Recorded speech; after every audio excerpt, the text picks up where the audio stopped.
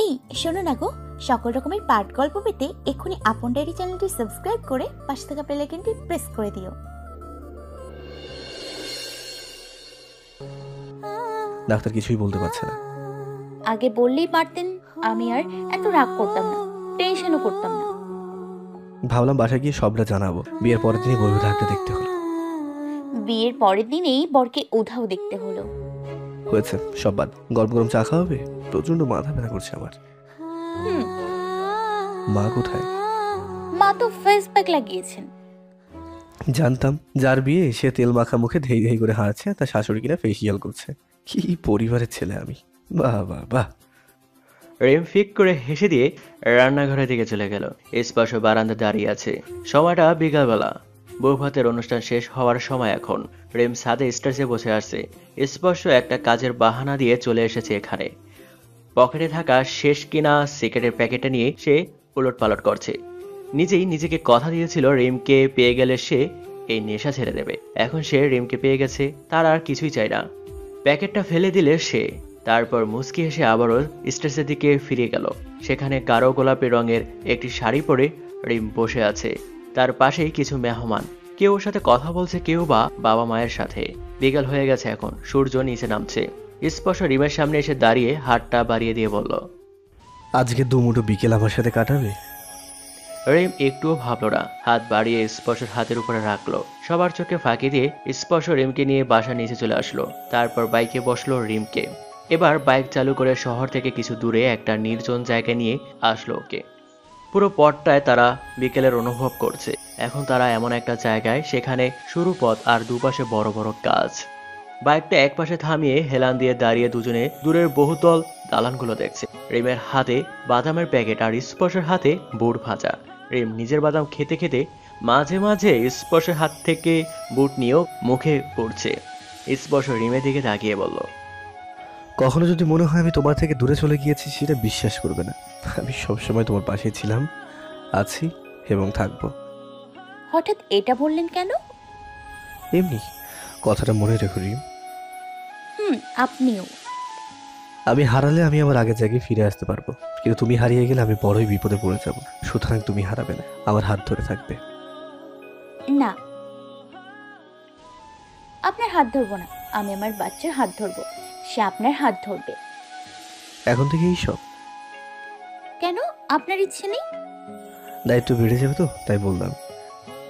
কেন, একটা শিশুর দায়িত্ব নিতে গেলে কি হবে আপনার? তুমি বুঝবে না। বাদাম খাও। আর খাবে?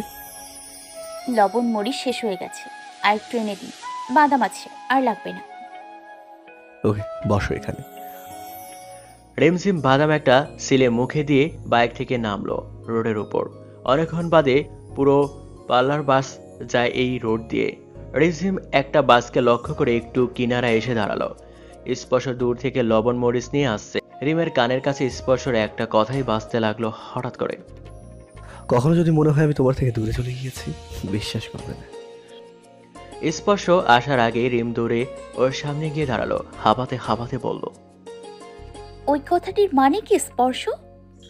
কিছু না, চলো বাড়ি ফিরে যাই।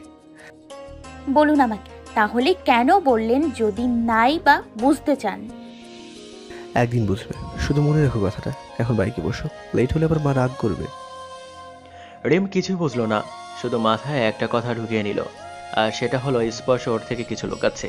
যেটা লুকাচ্ছে সেটা অত্যাধিক মারাত্মক, তা না হলে কেউ হারিয়ে যাওয়ার কথা বলে না। কিন্তু সে তো আমাকে পুরো কথাটা বলতেই চাচ্ছে না। কি ভাবছো রিম? কিছু না, বাসায় যাব। আর ভাল লাগছে না আমার। ভালো লাগবে কেন? মাথায় তোমার বলা লাইনটাকে ওলটপালট করা ব্যস্ত এখন আপনি। আর কি করব? আপনি একটা কথা বললেন, কিন্তু তার সংজ্ঞা দিলেন না। স্ট্রেঞ্জ না? আমি কোনো স্ট্রেঞ্জ দেখছি না। আমাকে একটা আর্টিকেল বানাতে হবে, সেটাই ভাববো এখন। তুমি আমাকে আরেকটা সংজ্ঞা খুঁজতে দিবে না? রিমঝিমকে নিয়ে স্পর্শ রিমদের বাসা ঢুকলো এখন। বউ ভাতের নিয়ম অনুসারে এই বাসা থাকবে। তামিম একটা পাঞ্জাবি পরে ডালা সব পাহারা দিচ্ছে। রিমকে দেখতে পেয়ে ওর মুখে হাসি ফুটলো। এক দৌড়ে রিমকে ঝাপটে ধরে সে বলল, আপু দেখো, আমি এবার পাহারা দিচ্ছি। খুব ভালো, কিন্তু এসব নেয়ার লোক তো নেই। তাহলে তুমি শুধু শুধু এত কষ্ট করছো কেন? রিন্তি নিবে, আমি জানি, তাই তো। আচ্ছা পাহারা দাও তাহলে। রিম, এদিকে আয়। মায়ের ডাকে রিম চলে গেল রান্নাঘরে দিকে। স্পর্শ তামিমকে উপরে তুলে ঘুরিয়ে নিজের কোলে বসিয়ে বলল, আবার দাদু ডাকো তো। এখনো তো আমার দাদুর মতন লাগছে না, ভাইবাবুর মতো লাগছে। দুলা ভাই ডাকবি বুঝলি? দুলা ভাই। ধুলা না, দুলা। আবার বলো তো। রিহাব রিমঝিমের রুমটা ঠিকঠাক করছে আখির সাহায্য। দুজন মিলে অনেক দুষ্টামি করলো আজ। আর কদিন বাদেই তাদেরও বিয়ে হয়ে যাবে। 2 এ 2 4 হবে। রিম, স্পর্শ আর রিহাব আখি। রিমঝিম মাকে পিঠা বানাতে সাহায্য করছে। স্পর্শ তামিমের সাথে গল্প করছিল কিছুক্ষণ, কিন্তু তামিম ওর কাছে বেশি থাকলো না। রিতনিকে দেখে ঝগড়া করতে চলে গেছে সে। তাই স্পর্শ একটু ফ্রেশ হতে রিমঝিমের রুমে ঢুকলো। বৌভাতের রুম সাজানো হয় কিনা তা জানতো না স্পর্শ, কিন্তু রিমঝিমের রুমটা ফুলের সাজানো দেখে বেশ অবাক হলো সে। সাথে মুখে হাসি ফুটলো। গোলাপ আর বেলি নয়, সব গাঁদা ফুল আর রজনীগন্ধা, তাও দেখতে বেশ লাগছে। রিহাব যান মন থেকে করলো সেটাই অনেক। রিম পিঠার ট্রেটা হাতে নিয়ে সোফায় কাছে এসে দেখলো স্পর্শ নেই, মনে হয় ওর রুমে। তা ভেবে রিম তার রুমের দিকে গেল। ওমা, রুমেও নেই। রিমঝিম কি আর করাবে, নিচু হয়ে বিছানার উপরে ট্রেটা রাখতে গেল। কিছুক্ষণের মধ্যে হুট করে একটা গাঁদা ফুলের মালা এসে ওর গলায় ঝুলে গেল। তা আবার মেন পয়েন্ট স্পর্শর হাতে। সে মালা মুঠো করে ধরে এক টান দিয়ে রিমকে সামনে এনে দাঁড় করালো। কি এসব বাদ দিয়ে পিঠা খান, ঘর ভর্তি মানুষ সব। সব তো আমাদের জন্যই আসছে। তো কি আমাদের প্রেম দেখবে এখন? দরজা লাগিয়ে দেবো, দাও পিঠা। মেয়েরা বিয়ের পর সুপার আনরোম্যান্টিক হয়ে যায়, তোমাকে না দেখলে বিশ্বাসই করতাম না। রিম কিছু না বলে একটা কিসের যেন ভাবনায় কপাল কুঁচকে গলা থেকে ফুলের মালাটা খুলে ফেলল। তারপর চলে গেল। স্পর্শ বিছানায় গোল হয়ে বসে পিঠা খাবে বলে। তামিম দরজার ফাঁক দিয়ে চোরের মতো এদিকে চেয়ে আছে। স্পর্শ বিষয়টা টের পেয়ে তামিমকে ভিতরে ডেকে জিজ্ঞাসা করলো কি হয়েছে। বলছি দুলা ভাই, রিন্তি যদি তোমাকে এই রুমে ফুল চুরি করে, আমি এখানে সারা রাত দাঁড়িয়ে পাহারা দিচ্ছি।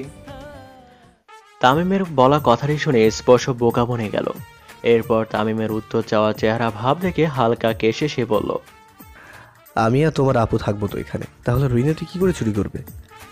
তোমরা তো ঘুমাবা, ও যদি সেই সময় এসে যায়? আমি যদি দরজা লক করি তাহলে সে কি করে আসবে? লজিক দেওয়ার কথাটি শুনে তামিম গভীর ভাবনা চিন্তা করলো। এরপর বলল, ঠিক বলছো, ভালো করে দরজা লাগিয়ে দিবে যাতে ও আসতে না পারে। তাহলে আমি এখন যাই। তামিম চলে গেল সোফার রুমে ডালাগুলো পাহারা দিতে। রিম আনমনে রান্নাঘরে এসে বাবার জন্য চা বানাচ্ছে। মা পাশে এসে বলল, কি রে, তোর মুখটা অমন করে রেখেছিস কেন? না কিছু না। আচ্ছা ভাইয়ের বিয়েটা কবে হবে? দেখি, পরের মাসে ঠিকঠাক হলে ওদেরও বিয়েটা দিয়ে দিব। রিমঝিম মুচকি হেসে চায়ের কাপ হাতে নিয়ে বাবার কাছে গেল। বাবা তার রুমের জানলা দিয়ে বাইরের দিকে তাকিয়ে আছেন। বাবার পাশে চায়ের কাপটা রেখে রিম চুপ করে বসে থাকলো সেখানে। বাবা জানলার থেকে মুখটা সরিয়ে ওর দিকে তাকিয়ে বলল, আমার রিমের মন খারাপ কেন? মন খারাপ না, এমনিতে একটু টেনশন হচ্ছে ওনাকে নিয়ে। বাবা বুড়ুকুসকে বললেন, কিসের টেনশন? উনি আসলে আমাকে আজ একটা কথা বললেন। কখনো তাকে কাছে না পেলে বা খুঁজে না পেলে আমি যেন তার অনুপস্থিতি বিশ্বাস না করি। তো এটাতে টেনশনের কি আছে? বিয়ের পরের দিন এটা কেন বললো সেটাই বুঝতে পারছি না। তোকে স্ট্রং থাকার জন্য হয়তো বলেছে। সব কিছু নেগেটিভ মনে করিস না। দেখলি তো, বিয়ের পরের দিন এখন মন খারাপ করে ঘোরাফেরা করছিস। তোর এখন দাঁত বের করে হাসাহাসি করা উচিত, বোকা মেয়ে। রিম বাবার কথায় একটু ভরসা পেলেন। মুচকি হেসে সে চলে আসলো স্পর্শর কাছে। স্পর্শ তখন ফোনে রিপনের সাথে কথা বলছিলেন। রিপন বলল, অবস্থা আগের মতোই। আশিকের সব আত্মীয় স্বজন এসে হাজির হয়েছে এখানে। রিপন বসার জায়গাটুকু পাচ্ছে না। ওরা সবাই এখন এমন ভাব করছে যেন তারাই সব, অথচ যে সময় আশিকের কাউকে দরকার ছিল তখন কেউ ছিল না রিপন আর স্পর্শ ছাড়া। স্পর্শ তাও একটু নিশ্চিত হলো। রিমঝিম ড্রেসিং টেবিলে থেকে চুড়ি নিয়ে চুলগুলো আঁচড়াতে আঁচড়াতে তার চুরুনি আলনার কাছে এসে দাঁড়ালো। হাতে চুড়িগুলো খুলে আলনায় রেখে দিল সে। স্পর্শ ফোন টেবিলের উপরে রেখে দেওয়ার সময় বলল, তোমার গুণধর ভাই আমাকে আজ কি বললো জানো? কি? সে আমাদের রুমটা সারা রাত ধরে পাহারা দেবে, রিলোতে না হলে ফুল চুরি করবে। কবে যে ওর মাথায় বুদ্ধি হবে কে জানে। রিম চুরির আয়নায় হাত বোলাচ্ছিলেন। স্পর্শ ঠিক ওর পিছে দাঁড়িয়ে তার হাত দুটো বাড়িয়ে সেও চুলগুলো ছুঁয়ে দেখছে। রিম ওর হাতগুলো দেখে মিটিমিটি হাসছে। স্পর্শ এবার রিমের হাত দুটো ধরল। রিম স্পর্শর দিকে ফিরে দাঁড়িয়ে বলল, আমার না হুট করে মনে ভয় এসে গেছে। আপনি সত্যি করে বলুন না যে কি হয়েছে। রিম, কিছুই হয়নি, তুমি আমার ওই কথাটা বাদ দাও। আমি এমনি বলেছিলাম, এখন সেই সময় না ওইসব ভাবার। এদিকে আসো। স্পর্শ রিমকে টেনে এনে বিছানায় বসালো। তারপর নিজে ওর পাশে বসে বলল, কাল বিয়ে হয়েছে আমাদের, আজ বউ ভাত, আমাদের উচিত জীবনটা সুন্দরভাবে কাটানো। রিম দুষ্টু করে হাসলো। তারপর একটু কাছে এসে বলল, কিভাবে কাটানো উচিত? স্পর্শ কিছুটা চমকালো রিমের হুটহাট মুড পাল্টালো দেখে। এরপর সে বলল, শালাবাবুকে ডাকবো নাকি রুম পাহারা দিতে? দরকার নেই, হাত ধরাটাও হবে না তাহলে। একটা শালাই পেয়েছি বটে আমি। রাত 10টা বাজে। রিমঝিম স্পর্শর পাঞ্জাবি বোতামগুলো গুনছে এক এক করে।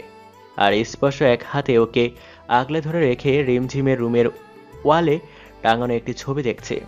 ছবিটা গ্রামীণ দৃশ্যর। রিমঝিম 1 2 3 4 করে গুনে গুনে স্পর্শ দিকে মাথা উঁচু করে চেয়ে থাকে বলল, আশিক ভাইয়ের কি খবর? স্পর্শ দৃশ্যটা থেকে চোখ সরিয়ে বলল, ভালোই, ওর পরিবারের সবাই ওর খুব খেয়াল রাখছে। রিম বুদাম গুনতে গুনতে ঠুস করে একটা ছুড়িয়ে ফেলল। ভয়ে এক লাফে উঠে বসলো সে। স্পর্শ মনন ছিল আরেকদিকে। রিমের এমন হুট করে উঠে বসা দেখে সেও চমকে গেল। সে উঠে গিয়ে বলল, কি হয়েছে?